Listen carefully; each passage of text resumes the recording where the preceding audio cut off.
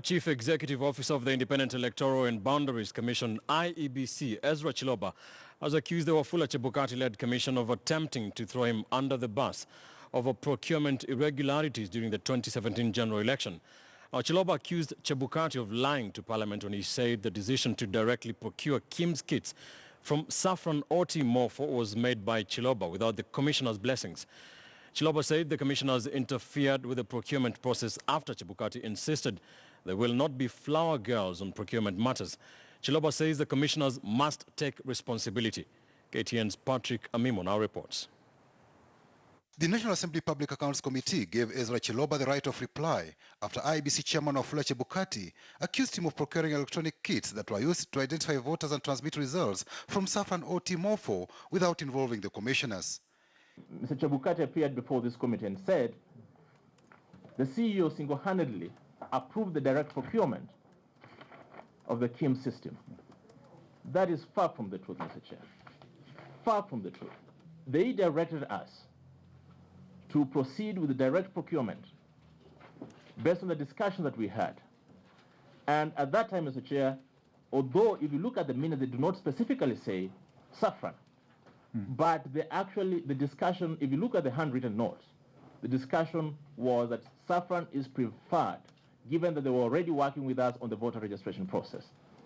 Chiloba says Wafula Chebukati and former commissioners Roselina Kombe, Consolata Maina and Margaret Mwachanya supported the purchase of Kim's kits from Oti Morpho, whereas commissioners Professor Abdi Gulie, Boya Molu and Paul Kurgat wanted the commission to list the electronic equipment from Smartmatic, which claimed it had a better offer than saffron.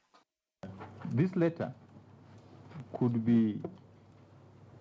have been as a result of the divisions in the commission, or was a product of the interest of the faction of the commission that was opposed to saffron.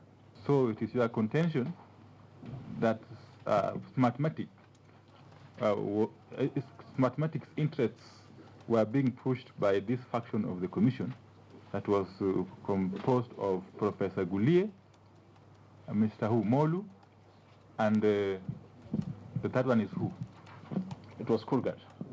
And Mr. Paul Kurgat. I cannot say for sure that actually that is what motivated them, because I don't. But if you just look at the context and how difficult it was for us to arrive at that decision of saffron, this is something that you cannot ignore. Chiloba told Parliament that matters procurement was a source of never-ending tension and confusion at the electoral body. Issues of procurement are within the domain of the accounting officer. What forced you to engage plenary,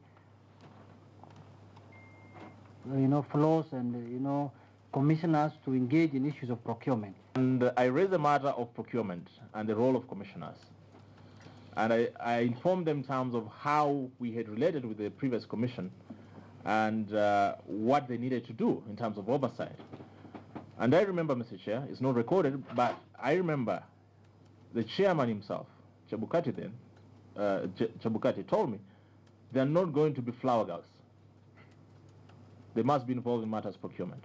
Chiloba accused Chebukati of attempting to cover up the commissioner's seizure of the procurement process by holding a secret meeting at the Bomas of Kenya a few days to the 2017 polls and change minutes on procurement. The meeting on the 2nd of August was basically a way of advanced defense in the event that something ever happens. Could it therefore be that these commissioners and the CEO made decisions, including procurement decisions, but somewhere along the line, someone realized that they were doing that illegally, yes, that they were illegalities. And they went to Bomas to cleanse themselves from the illegalities and therefore send the CEO on compulsory leave so that they are the good ones and the CEO is the bad one. The Public Accounts Committee will table its report on the procurement irregularities in the run-up to the 2017 elections for debate in Parliament in February next year. Patrick Amimo, KTN News.